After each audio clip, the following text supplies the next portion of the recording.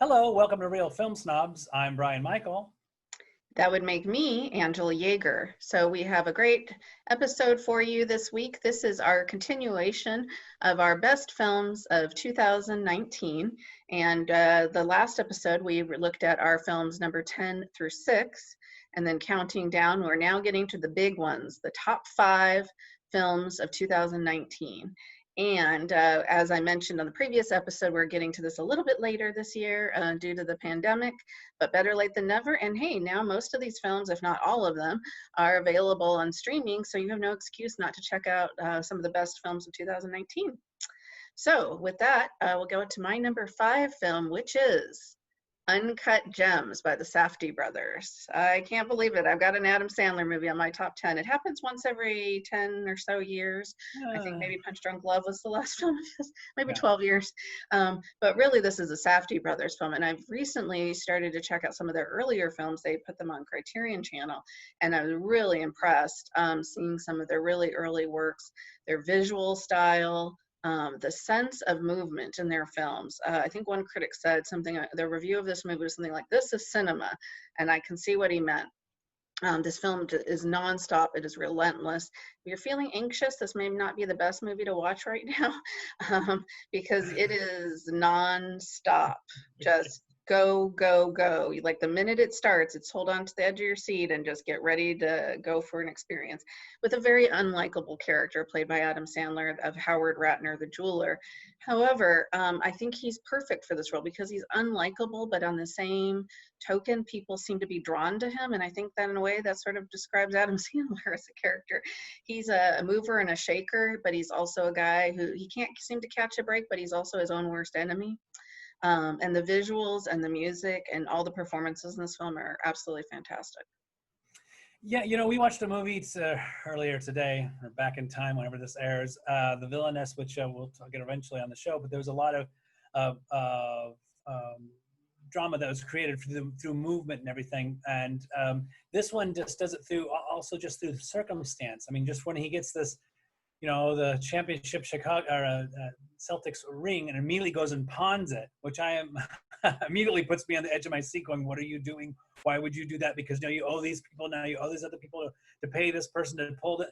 And it just gets into such a web there that it really pulls tight. And yeah, if you are faint of heart, this is going to be really tough to get through. But I will disagree with you, Angela. I think there's a lot of just more talented actors that have been just as good. I think the part is written so well, the movie is so well made that a lot of actors could have done this. Adam Sandler's fine, but I'm just not giving him an okay because he's made so many crappy movies that I'm sorry, once every 10 years is not good enough. Well, it's true. He's made a lot of garbage, but the Safdie brothers have not. And so they continue to be filmmakers to watch. Their films have this frenetic energy that is unlike anything I've seen in a long time. So, and who'd have thought that Kevin Garnett could act? So that's pretty amazing. So what was that? I said Kevin Garnett can act. The basketball. So my number 5, and I really have a hard time just saying about my top 5. I love this movie. I love this movie. It's A Hidden Life by Terrence Malick. Oh, I love this movie. I saw this sitting next to Angela and gasped and watched in awe. My jaw hit the floor several times. I believe that when Terrence Malick dies and goes into the afterlife, there will be a remodeling because he will make it look that much better. This was the best looking film of the year. This film wanted me to have children, a wife, and a farm in Austria and next to the Alps in the 30s. This is how beautiful and well told. I don't know which part of that sentence is stranger. Nothing in that should have you with a wife or you with a farm. But it's so great to have Terrence Malick back. This was a classic Terrence Malick film. But in terms of themes of faith and belief, this is his strongest one. This is where a man is being asked to swear himself in allegiance to Hitler. for his country, and he will not do it because of his own personal beliefs. And even though other people believe him or understand where he's coming from, they're like, just do it because it's going to make life difficult for your family and for everything. And he stands by his morals and his ground. And throughout the film, it was like, well, come on, can't you just do it so you can go back to your life and have a wife and no one's going to get hurt? It's not like it's Hitler. Oh, it is Hitler. It's Hitler. Wow. Well, I mean, it's the ultimate of evil the last 100 some odd years. And there's no backing down from that. You shouldn't have that. And so just as a film lover, somebody with morals and a compass, this film just speaks on so many levels. I cried through this film. I gasped through this film. The performances by August Diehl as well as Valerie Panchner are absolutely fantastic. They felt like a real couple. It felt like a farm. It felt like a loving family. There's the great narration. That's a classic in terms of a Terrence Malick film that just done really well. Jorg Widmer, who did the cinematography, it's just awesome. And I love a film, it's a crisis of conscience, faith versus country, and the truth that you necessarily just couldn't live with. You just have to take your stand. And I love that. It's just an amazing, amazing film. And if you put my number one, I wouldn't complain. I'm really surprised this one didn't get more attention. I'm going to be talking about it just in a little bit here. But it just seemed like it should have gotten a lot more acclaim than it did. And it's partially because 2019 was such a strong year. And I think some of the issues this film raises, we still continue to deal with today. People very easily will think, oh, well, I would be just like this guy. I would stand my ground, and but really I think it would be a really hard decision. I think most people would think, all I have to do is sign a piece of paper. I don't have to feel it in my heart. Even the priest tells them, you don't have to feel it in your heart, allegiance to Hitler. You just have to sign the paper, and then you get to live, and your family gets to live. And he says, the decisions he makes are really, really difficult. So I will be talking about that more in a minute. So we'll go on to my number 4 film, which is Parasite by Bong Joon-ho. Boy, this was higher, but then I saw a few other films this year, and it kind of got knocked down a little bit. And partially, I have to admit, it's the familiarity with Bong Joon-ho's films. He's made so many fantastic films. Can I say that I loved this more than Mother? Or can I say that I love this more than The Host? I mean, it's so different, but whereas some of the other films I'm going to talk about that are a little higher on my list, just to me seemed like crowning achievements for those filmmakers. I loved Parasite, like many people did who saw it. I thought it was a great film. Another really visually interesting movie with amazing performances, some of the best performances of the year easily. But there's just a few other films that edged it out, but definitely in my top 5. It's a special effects film. There's a lot of special effects, and that's when you don't see them, is when I always think that when special effects is pretty darn amazing. And we'll be getting to that film just a little bit further. I'm surprised it's number 4. It was number 2 for the longest time. My number 1 was set for a long time. It was number 2, and then other things I saw, and then Yeah. Oh, yeah. So my number 4, Angela texted me from Portland and said, Portrait of a Lady on Fire, you got to see it. I'm reconfiguring my top 5. This could be a movie, could easily be my number 1. I saw this in the theater with 3 other people. I did not know them. One left as soon as the credits hit. The other 2 people that were behind me, I turned around and said, we're going to talk in the lobby about this movie when this is done, right? And they were like, sure. And I had a 25-minute conversation with 2 strangers afterwards. Céline, Sciamma is the director. Naomi Merland and Adele Haenel, the 2 main actresses. This is just such an amazing and beautiful film. The cinematography by Claire Mathan, who also did Stranger by the Lake and Atlantics from this last year. This film just looks like a painting, which appropriately so. It just makes everything look so incredibly flawless until we get a really, really good close-up. Do we actually ever get to see like a freckle or a line? I mean, if I was a Hollywood actor, I would want the cinematographer, because it just made everyone look just at the peak of their just beautiful. The love story is a lesbian love story or LGBTQAI plus love story is beautifully told. And I'm never, I always feel sometimes they get really preachy. This just is so beautifully done. And this was made by a woman. This is a female film. This is a very much from a female aspect, which is, I never like saying that. I've never been that kind of person who was like, well, you can see that this person was da da da. I never see the sex in terms of that, but this one you can, because so many times women were shot in not in perfect angles. They were non-flattering angles, and a male director would never do that because there's the male fantasy of what a woman should look like. So a couple of times I went, oh, there's a little bit of a stomach on her, and oh my gosh, and that was so refreshing to see because it was very natural. As this love story is, there's just so many scenes. I could talk about this film forever. Just her holding, where she holds the mirror when she does a self-portrait for her to have a keepsake, is just this beautiful, loving story. They just have such great chemistry, and it felt very natural. They only have a little bit of time together, and we just cherish those days and those moments that we have. And this film is just one that you'll be constantly going back to many, many times. When you see it listed like in your favorite films or in a movie that you own, you're going to go, oh, love that movie. Yeah. And not to mention, they don't make romances anymore, very little, that are convincing. I mean, Yeah. bad rom-coms, but that's not the same. So Yeah. I'm going to be talking about this in just a little bit. I figured. Yes. So I will save my thoughts for that. So my number 3 film is A Hidden Life by Terrence Malick. There you go. A little bit higher on mine. So yes, I cried also during this film, and I don't cry easily at movies, as you know, Bryan, because you're always giving me a hard time about that. I found it extremely profound. It was so exciting to see Terrence Malick back at form again after making a series of movies that felt like perfume commercials that were all style and no substance. Here we have the style, but we also have, some substance. A really profound story about spirituality, as well as your conscience, about what you're willing to sacrifice to stand by what you believe in.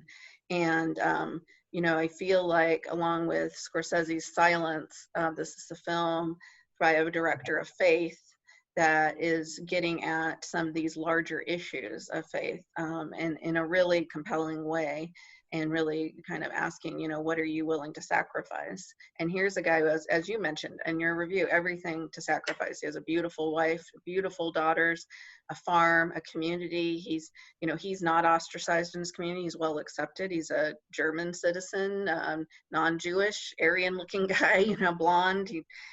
He could just skate on by, and he just says, my conscience cannot allow me. I believe Hitler is evil, and I cannot support evil. And I found it so powerful. And it also made you think about, what kind of, what you would do if you were in that situation. So, and I love films that kind of broach those type of ethical quandaries. What's really interesting, though, is, this is the very beginning. The only time I really mentioned them talking too much about Hitler is so much by saying they're a master race. I remember hearing that phrase.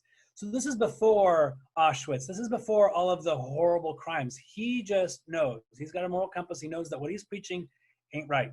And I love that about it. And here's a film that, has a stance. It puts its flag in the ground, and it really, goes to it. Now, you could say necessarily that he might be passive, and that this is where the problem I had the Black Man in San Francisco. I don't know. It kind of goes back and forth there. But this film is just an amazing piece of art. My number 3, no surprise, Angela knows how much I love Booksmart, directed by Olivia Wilde, the best comedy of the year, and a smart comedy. It's not a dumb comedy. It's a smart comedy in terms of the characters are intelligent people, but they still do dumb things because, well, that's life, and sometimes we do this. It's their last night before graduation, and the 2 young ladies have realized that they've put their nose in the books and didn't have as much fun as everyone else who was just as successful in getting to the colleges they want, and so they figure we're going to go out and party and have a good time. So it's kind of they keep saying female porkies or whatever, female whatever. This is a smart, you say it's an intelligent female comedy, or just a female comedy. Something along the lines of like Bridesmaids. Beanie Feldstein and Caitlin Dever, both 2 very talented young actresses that I can't wait to see more of, with a great supporting cast with some big comedy hitters like Lisa Kudrow, Jason Sudeikis, or Will Forte, who take on small roles but are very memorable. There was so many, actually, I wanted to talk about the writers, but there was a whole bunch from listed, which is kind of surprising. But this is just, no one in this, like I said, no one necessarily in this movie is dumb. I just really enjoyed that the smart humor. It's a very woke humor. It's this next generation who's dealing with a lot of different terms of race and sex, and just trying to walk walk that line and be upstanding citizens and just being smart about things and just finding themselves in these wacky situations that I just could not get over. I laughed so hard. I think it was one of the first movies in my top 10 that I owned because it came out so early along, and I've watched it. And I've watched this movie many times, actually, especially in the last few months with COVID and everything. I needed a kick, needed a laugh, so I put that movie in, and I just it is hard. love it. Yeah, it's hard And to find good comedies. The needle drops in this movie are perfect.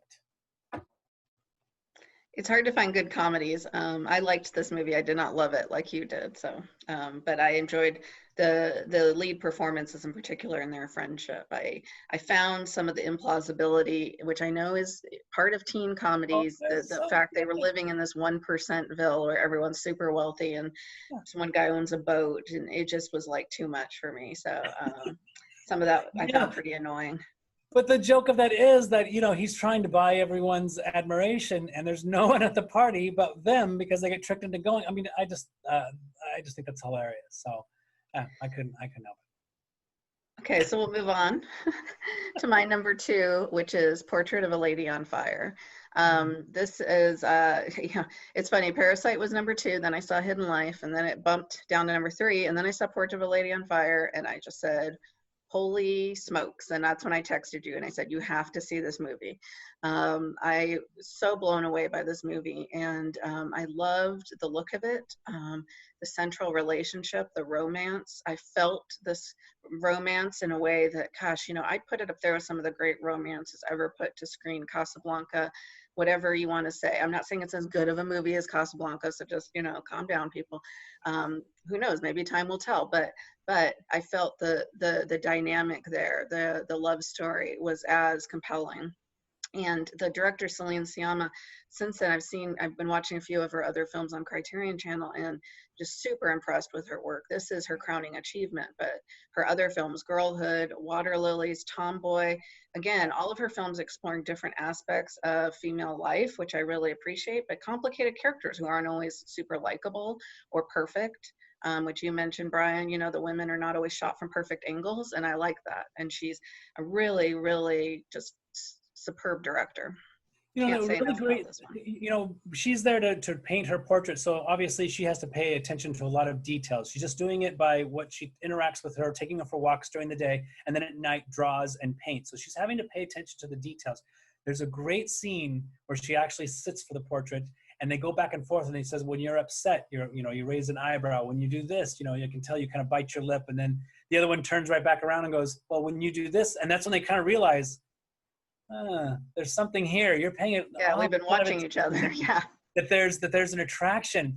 And, you know, that could have easily been exploited. There's a million ways to do that scene wrong. Just 100 million ways. We've seen them all. And so to have that done in, you know, in a very intelligent way, and just to kind of be like, oh, and kind of, you know, then she goes back to painting, and then there's just kind of a moment, and they're just like, okay, so that's interesting. And I love that. There's just so many little moments, certainly with the portrait that's seen at the end with the book. Is, you know, that just, oh God, that just breaks my heart, and it's so beautiful.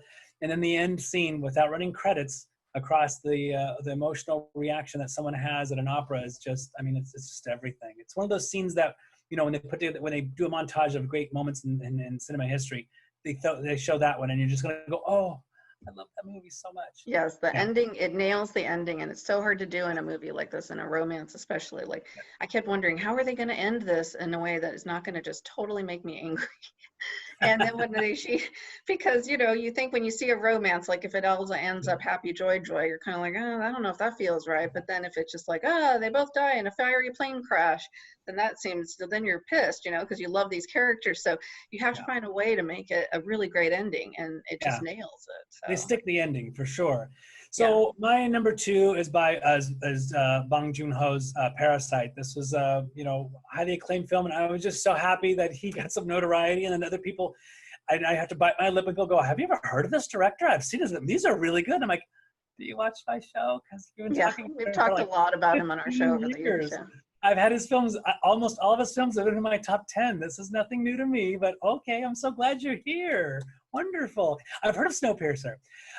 The performances, especially by Song Kang-ho, who plays the father, who's so incredibly good with comedy and drama, and you know, he just has the great timing, wonderful you know, expressions that he can just throw across with, because there's so many different layers to this film. Oh my gosh. And then Yu Zhang-jo, who plays the daughter, who's just, Fantastic. I mean, everyone's wonderful in this film, but she is just a standout. She comes in and she immediately knows how to get the hook, how to work this, and she's all of a sudden now the artist, and you know, and helping the child, and was it psychology, and you know, here's the corner of what this means, and she only looked it up for a second, and just BS's her way through the whole thing, and it's just so fantastic. She's so smart, yeah. And then of course, you know, the last third or so, when someone falls down the stairs, as someone always does in his films, and whack, that thud hits, and it's not funny anymore, and everything just kind of changes. Or I guess you could say necessarily when you find there's some people in the basement, things get weird, and it goes from a very funny movie to something like, what the Sam heck is gonna happen? And I love that about a film, when you don't know what's gonna happen. How, you know, because we've just gotten to where we really love these characters, and why would they go in and eat dinner at that place when they think the family's gone camping? It drives me crazy every time they do it. I do own this movie. I have seen it several times, and it's a perfect film. He balances everything. He gets the point across there, and I'm looking, you know, I always look forward to his films, but I'm Always really have, glad yeah. he got the acclaim and the big win with the Best Picture. Absolutely fantastic, yeah. So we'll move on. Our number one film of 2019, Better Late Than Never. And mine is a film you've actually discussed in a previous episode, Bryan, Pain and Glory by Pedro Almodovar. After I saw this film in the theater and finished wiping my face because it was so moist from tears, and I do not, as I mentioned, I do not cry easily at movies. So quite a few of the films on this list made me cry, but this one just shook me to my core. I found something about Antonio Banderas' performance as this aging filmmaker, looking back at his life with regret, you know, sort of like The Irishman in a way, a film that was also about looking back at your life and looking at memories and regret. For this one, for me, was so much more poignant. The performance was so powerful and really unexpected, because I don't always expect that from Antonio Banderas, although he's always great in Almodovar films. Penelope Cruz, the look of the film, it's so beautiful. I just wanted to live in that apartment. I was At the cave? I want to live in the cave. Yeah, you can live in the cave, I'll live in the apartment. That's apparently modeled after Almodovar's actual apartment. He's got these health problems that are making him wonder if he's going to be able to continue to do his art. And there was also something really profound about that. Then there's this long lost love that shows up, and they have a moment together, and it's heartbreaking. There's just so many wonderful moments of this movie. In a great career, full of great movies, Almodovar made one of the best movies of his career, and I wanted to recognize that. Yeah, this is just, you know, I think this might be a little harder to find. And I haven't snapped this one up on Blu-ray just yet, but I need to. I'd be shocked if Criterion doesn't put it out. They've put out a lot of his films. That's true. Yeah, I probably should. Oh, I hate waiting. They did put out Portrait of a Lady on Fire, so. Yeah. Well, no, has it come out? No, it's not yet, isn't it? Like in June, yeah, this month. Well, yeah. by the time you see this, maybe it'll be. Yeah, in July. By July, it will be out. Yeah. Yeah. Yeah. It's just an incredible film. You know, just another peak in his career. You know, I'd still say that he did Hitchcock films better than even Paul Schrader De Palma did. I love the different aspects of his career, and watching, you know, this artist taking different directions and going along with these different themes. Just an incredible filmmaker that has been acclaimed almost kind of all along. So, I mean, he's just one of those guys that, you know, just keeps cranking it out and keeps getting it done, and you kind of take him for granted sometimes. And I look forward to his next film, which will be definitely one to look for. So my number one, cue Angela's eye roll. Go ahead and do it. Roll your eyes. I don't know what it is yet. Once Upon a Time in Hollywood by Quentin Tarantino. Oh, come on, Bryan, So, number one? First time I saw this movie, I was in the front row, which is just the absolute worst. I hate seeing the movies in the front row. And I was like, gosh, is it the 3-star movie? Is it 3.5? I said 3.5. We put 3 on the website, whichever. Then I saw it again, and then I saw it again, and then I bought it, and then I saw it again, and I saw it again. This is just a, you know, classic Tarantino. He kind of rewriting history. It's got a great old Hollywood feel. Not that I want to go back in time, but I love that look of that look and feel of older films. It juggles a lot of different characters, which I think was really amazing. Fantastic dialogue, which, I mean, that's almost kind of a given with Tarantino. And I know the ending people have a lot of problems with. I know that you were disappointed by the role that Margot Robbie got to play, and I know that's kind of it. I don't want to get too far into it, but I thought it was a really loving, interesting way to give somebody a life that never got one, and give her an actress who was taken from us too soon, giving opportunity for some people to kind of enjoy and see what she had done. And of course, Leonardo DiCaprio is, Leonardo DiCaprio, he's really good, but Brad Pitt goes in there and just shows, Matthew McConaughey, you think you're cool? No, let me show you how it's done, and hold my beer, and really just plays, he just, performs in the movie like, it's an old pair of socks that he's comfortable with, sneakers that he's run with many years over, and get to see Brad Pitt back again as this, this big movie star who just really holds the screen and does a really great job of it. There's so many memorable scenes in this movie that you could just, you can see it on YouTube, all cut up in different ways and just put you right back into those moments. And I just like the way that the camera movements, which I don't think get enough credit in Tarantino films, how they sit and wait patiently, or they hold our attention to what we're supposed to be focusing on, even if it's in the very background, it's in the center of the screen, or it's in between the two characters, so that we know what we're waiting for, we know what we're waiting for, we know what we're talking about, we know what we're going to move forward with. So it's just a film that worked on so many levels, and it just grew and grew and grew and grew on me. It's one of my favorite, which is really hard to say with Tarantino, to split the hairs of, Jackie Brown or Pulp Fiction. It's right in there. Wow, I can't believe that. I mean, I could see making it number 10 if I wouldn't, but for you, but to put this above Parasite or Portrait of a Lady is incredible to me. Yeah. To me, it's a deeply flawed movie, but you can go back and look at our original review to see what I thought. I don't want to take away from Bryan's enthusiasm of his number 1 pick of the year. That's okay. So should I wrap up? Yeah. So check out our reviews on realfilmsnobs.com. You can follow us on Twitter and like us on Facebook. And, oh, my cat wants attention. And, of course, subscribe to our channel on YouTube. And you can always listen to us on KMUZ Radio and watch us here in Salem on CCTV, in Silverton on Scan, and Corvallis Access Media. Oh, and there's BB the Wonder Dog. Let's go, BB. BB. And thank you so much to our wonderful Real Film Snobs crew, especially Brad, for making this happen, and to our wonderful sponsors for sticking with us. As always, have a great day and great movies. Bye. Thank you. Bye.